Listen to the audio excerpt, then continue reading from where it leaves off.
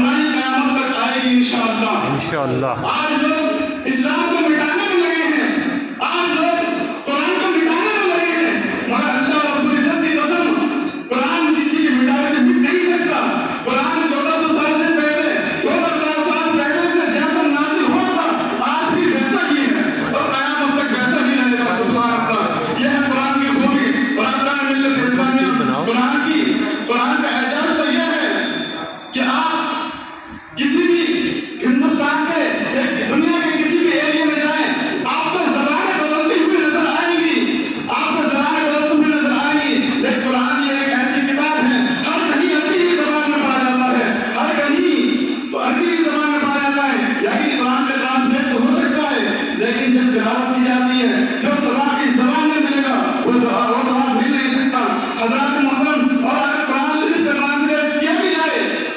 تو براہ ملت اسلام میں اس زبان کے علاوہ کسی بھی زبان میں قرآن شریف کا ٹرانسلیٹ کیا جائے تو قرآن شریف کا تلفظ صحیح طریقے سے ہو ہی نہیں سکتا۔ یہی وہ زبان ہے، یعنی پیارے آقا صلی اللہ علیہ وسلم کی زبان ہے، اس زبان کا یہ اعجاز ہے۔ پیارے آقا صلی اللہ علیہ وسلم پر یہ قرآن نازل فرمایا، اور یہ قرآن کب نازل ہوا؟ یہ قرآن اللہ رب العزت نے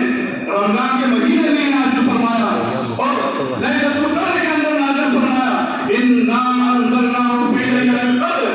یعنی ہم نے اس کو لیلۃ القدر کے اندر نازل فرمایا۔ وَمَا أَدْرَاكَ مَا لَيْلَةُ الْقَدْرِ، اور تمہیں کیا معلوم لیلۃ القدر کیا ہے؟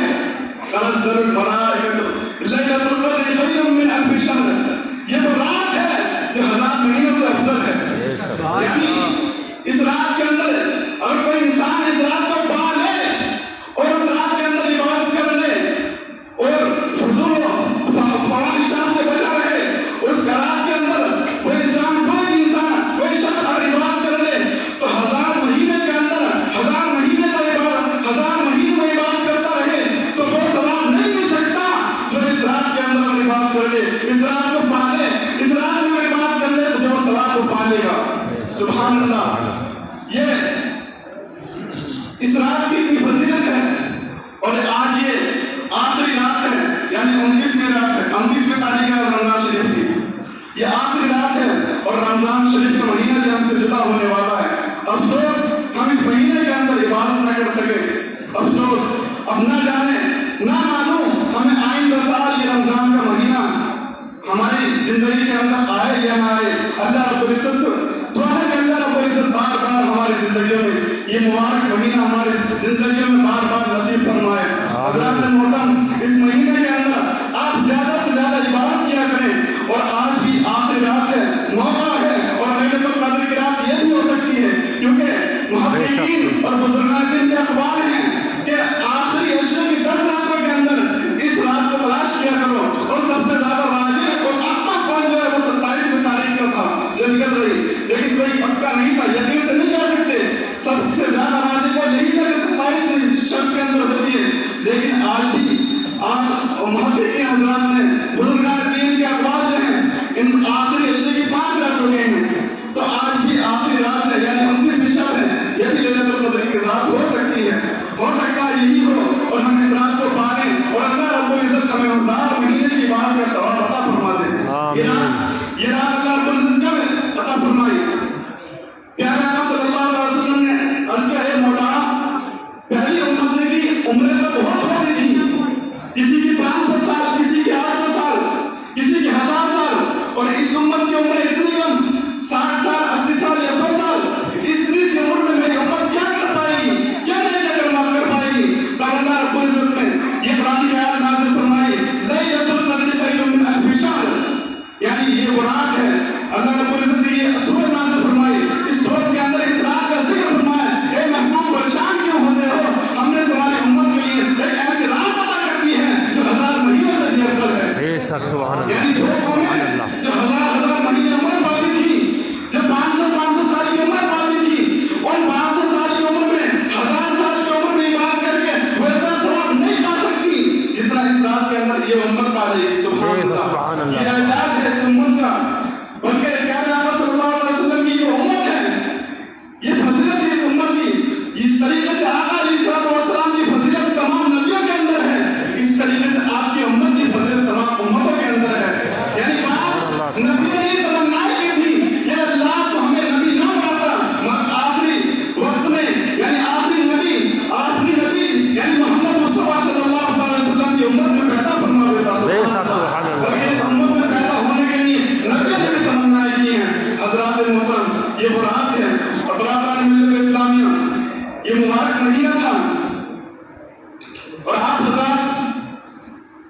مہینے کے اندر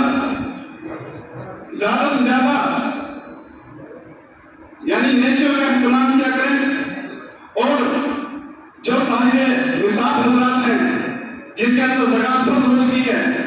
وہ زکوٰۃ بھی ادا کیا کریں، کیونکہ اللہ کے رسول پیارے صلی اللہ علیہ وسلم ارشاد فرماتے ہیں جو لوگ زکوٰۃ ادا نہیں کرتے کل قیامت کے دن ان کا وہ مال جو دنیا کے اندر انہوں نے اکٹھا کیا تھا اور اس کی زکوٰۃ نہیں دی تھی تو قیامت کے دن وہ مال اشتہے کی شکل میں ہم کو ڈسے گا، ان کو ڈستا ہوا نظر آئے گا۔ برادران ملت اسلامیہ، آپ حضرات جو صاحب نصاب حضرات ہیں وہ زکوٰۃ ادا کیا کریں اور فطرہ بھی ادا کیا کریں۔ فطرہ تو ماشاء اللہ سبحان اللہ سب ادا کرتے ہی ہیں اور ادا کرنا بھی چاہیے، یہ بھی واجب ہے، اگر ادا نہیں کریں گے تو گنہگار بھی ہوں گے۔ حضرات محترم، تو زکوٰۃ ادا کیا کریں۔ زکوٰۃ ادا کرنے کے لیے، زکوٰۃ فرض ہونے کے لیے کوئی زیادہ بڑے اماؤنٹ کی ضرورت نہیں ہے۔ آج کے ٹائم کے حساب سے اگر کسی کے پاس 55,000 روپے ہیں، 55,000 روپے، تو اس پر زکوٰۃ فرض ہے، زکوٰۃ فرض ہے، اس پہ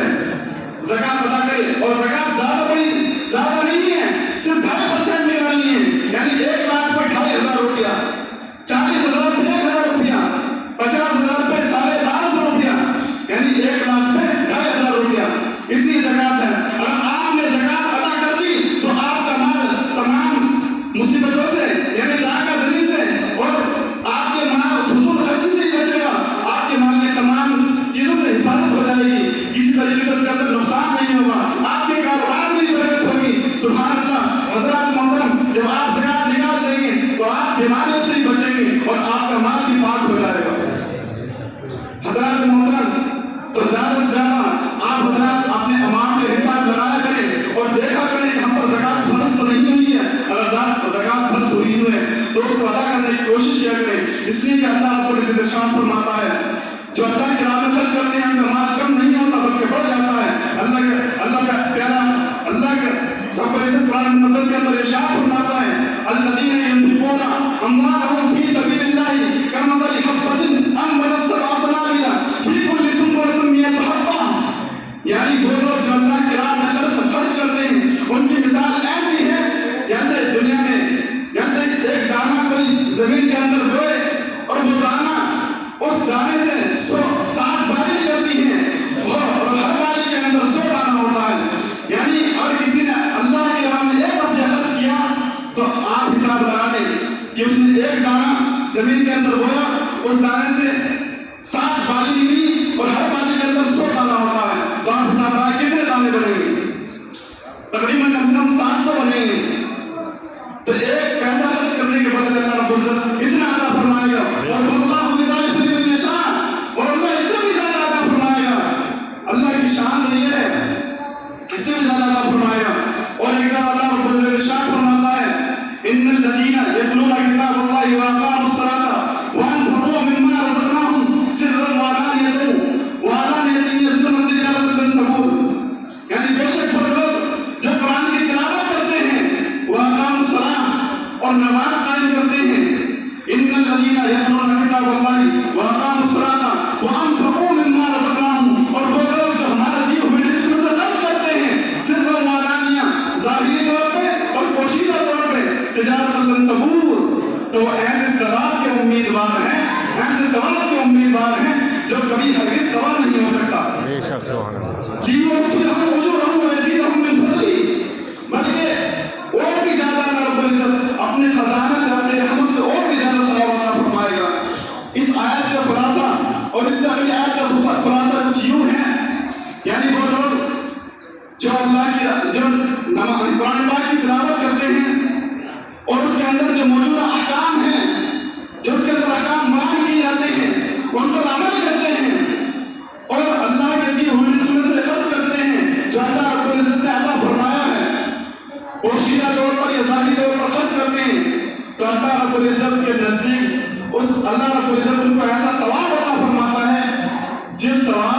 ثواب آپ کا ہرگز ہلاک نہیں ہو سکتا، برباد نہیں ہو سکتا۔ آپ نیکیاں کرتے ہیں، کوئی گارنٹی نہیں کہ یہ آپ ان کو بچا پائیں یا نہ بچا پائیں، لیکن اللہ رب العزت اس کے بارے میں فرماتا ہے کہ آپ کو اس کے بدلے میں وہ ثواب عطا فرماتا ہے جو ہرگز ہلاک اور برباد نہیں ہو سکتا. اور جب قیامت کے دن 60 لوگ اللہ رب العزت کے سائے کے نیچے ہوں گے. ایک تو وہ شخص جس کا دل مسجد کے اندر لگا رہتا ہے، اور ایک وہ شخص جو عبادت الہی پر پروان چلا ہو، یعنی اللہ رب العزت کی عبادت میں پرورش پائی ہو، وہ اللہ رب العزت کے سائے کے نیچے ہوگا. اور تو وہ شخص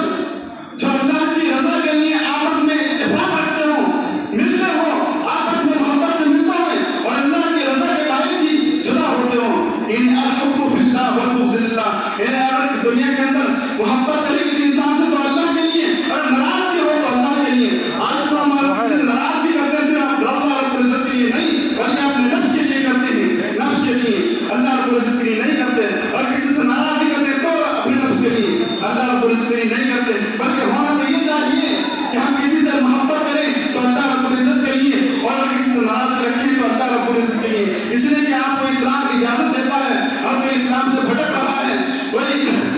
اللہ کے پیارے حبیب صلی اللہ علیہ وسلم کی شان میں گستاخیاں کر رہا ہے، اسی طریقے سے اس کے اندر بات مذہبی پائی جا رہی ہے، تو آپ کو اسلام اجازت دیتا ہے کہ آپ اس سے دور رہیں اور آپ اس کی یہاں شادی بیاہ بھی نہ کیا کریں. برادران ملت اسلامیہ، اور ایک وہ شخص جس کو کوئی حسن والی عورت بنائے پھر وہ اس سے کہے میں اللہ رب العزت سے ڈرتا ہوں، یہ بھی کہ قیامت کے دن اللہ رب العزت کے سائے کے نیچے ہوگا. اور ایک وہ شخص جو خیرات کرتا ہو اللہ کے راہ میں، یعنی اس طرح خیرات کرتا ہو اگر اس کے دائیں ہاتھ نے خیرات کیے ہو تو اس کے بائیں ہاتھ کو بھی خبر نہ ہو. اور ایک وہ شخص جو تنہائی کے اندر اللہ کا ذکر کرتا ہو، اللہ کو یاد کرتا ہو اور اس پر اس کے کچھ آنسو نکل جائیں، وہ اللہ کو یاد کر کے رونے لگے، وہ شخص کی قیامت کے دن اللہ رب العزت کے سائے میں ہوگا. برادران ملت اسلامیہ، میرے کہنے میں آپ کے سننے میں جو بات ہو گئی ہو، اللہ رب العزت سے دعا ہے کہ معاف فرمائے اور اس کو اپنی بارگاہ میں قبول فرمائے. اور امام صاحب قبلہ نے اور حافظ سمیر صاحب قبلہ نے جو تراویح کے اندر قرآن پاک کی تلاوت کی، اللہ رب العزت سے دعا ہے اس کی تمام اولاد کو معاف فرمائے اور اپنی بارگاہ میں قبول فرمائے. آمین. ہم تمام کی عبادت کو اس مہینے میں جتنے بھی عبادت کی ہوں اللہ رب العزت سے دعا ہے اپنی بارگاہ میں قبول فرمائے. آمین. میں بھی کلمہ شریف پڑھتا ہوں، آپ بھی کلمہ شریف پڑھیے. لا الہ الا اللہ محمد رسول اللہ صلی اللہ علیہ وسلم. وعلیکم السلام.